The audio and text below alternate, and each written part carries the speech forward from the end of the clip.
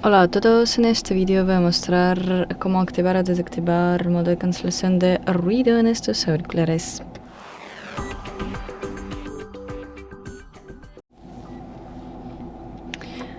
Colocamos los auriculares en los oídos.